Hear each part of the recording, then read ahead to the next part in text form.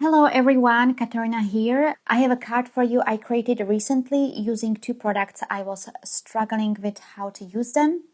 First was this beautiful sentiment from Cleary Besotted. I really like it. Also the sentiment is great, beautiful font, but I thought that the rose is a little bit bigger. Like those stamps that cover most of the center of the card. So I just put it aside and sort of forgot about it until recently.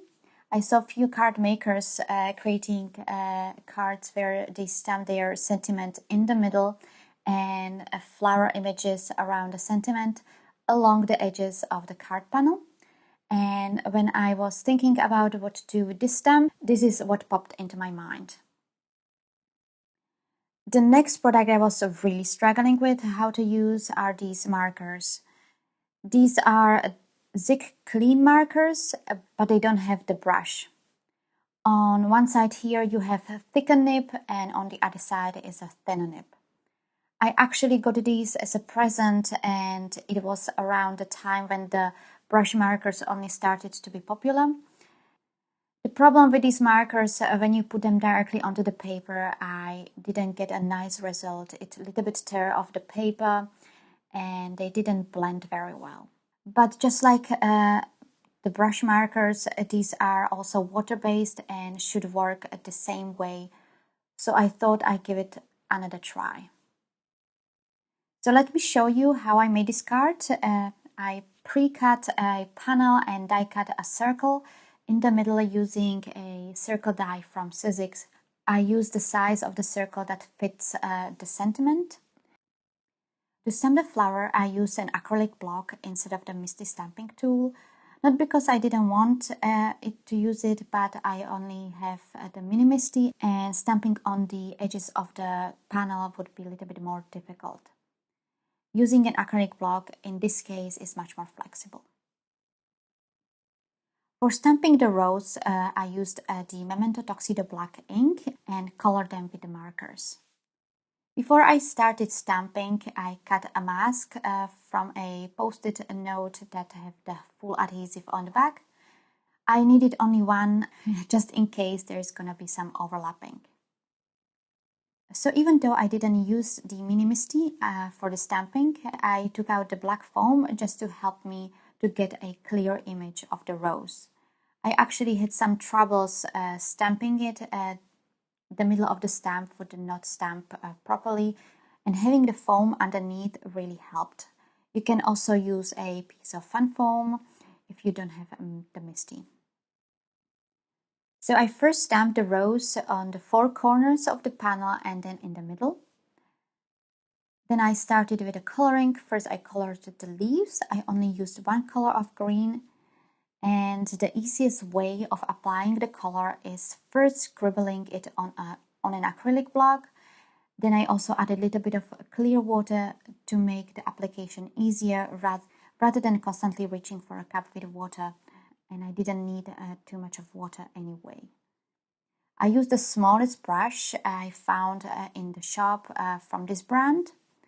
And it's called Spotter Brush. It has a really small tip and makes the application a little bit more easier and precise. And I just picked up the color from the acrylic block, mixing with a little bit of water and colored the leaves. I didn't really think about shading. To be honest, I'm not really good at coloring anyway, and most of the time I just try to do my best. All I did here is to put the color at the bottom of the leaf and moved it up, adding water when I thought the brush is too dry or drying the brush with a dry cloth if the brush was too wet. I use Bristol paper here, and Bristol paper is no watercolor paper, so you have to be careful with the water anyway. To be honest, I don't see anything special about this paper when using these markers, and I will be trying proper watercolor paper in the future to see if there is a difference. Once I was finished with the leaves, I started with the flowers. I will just show you the first and last flower just because it took pretty long to color the panel and I didn't do anything special anyway. I started with this pretty vibrant pink. Of course, it depends how much water you add. You can make it more intense by adding less water or a lighter adding more water. And then I just applied the color across the rows. Again, I didn't care about shading here, but I tried to use different intensity of the color on each petal to make the flower more interesting and not too flat, if you know what I mean. Not sure how to describe it. I just thought it looks a little bit more interesting. So I colored the other flowers as well using yellow, red, and purple, which I will be using on the last flower again. I scribbled generous amount onto the acrylic block and colored the rows with the same idea, different color intensity on each petal.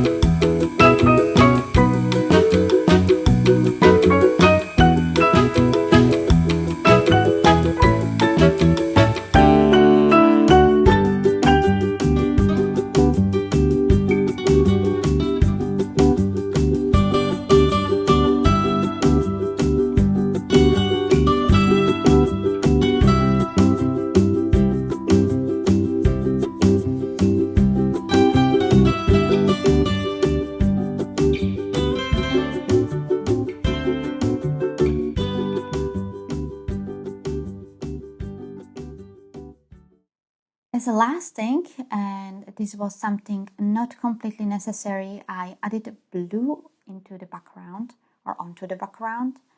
I used this super pale blue color and just put the color randomly, mainly concentrating on the larger white areas.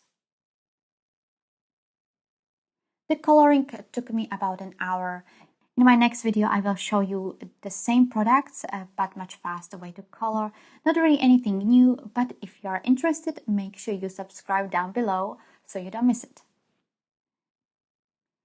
Next was time to add the sentiment. I was stamping directly onto the card base with the VersaFine ink in black and used my mini Misty so I can stamp at least twice to make sure the sentiment is very black. The sentiment is from the same stamp set as the roses. I placed the stamp on the card base and used the panel with the roses that I just colored on top of it to make sure that I'm stamping in the middle of the circle. When I was happy with the placement, I closed the door on the Misty to pick up the stamp and put the panel on the side, inked up the sentiment and stamped twice.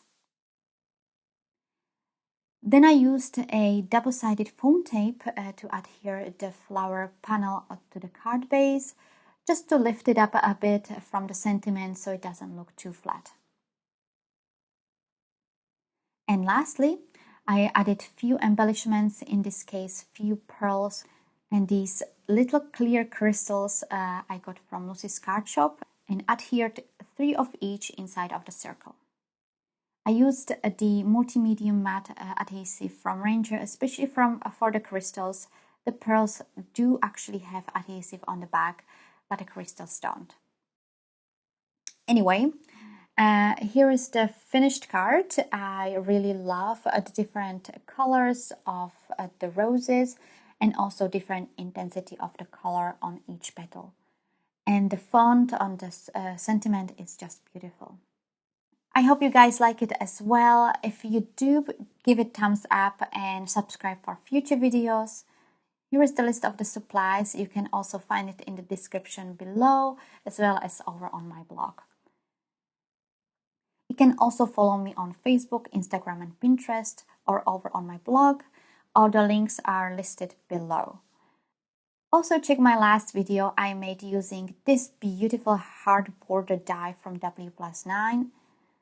And I will see you in my next video. Bye!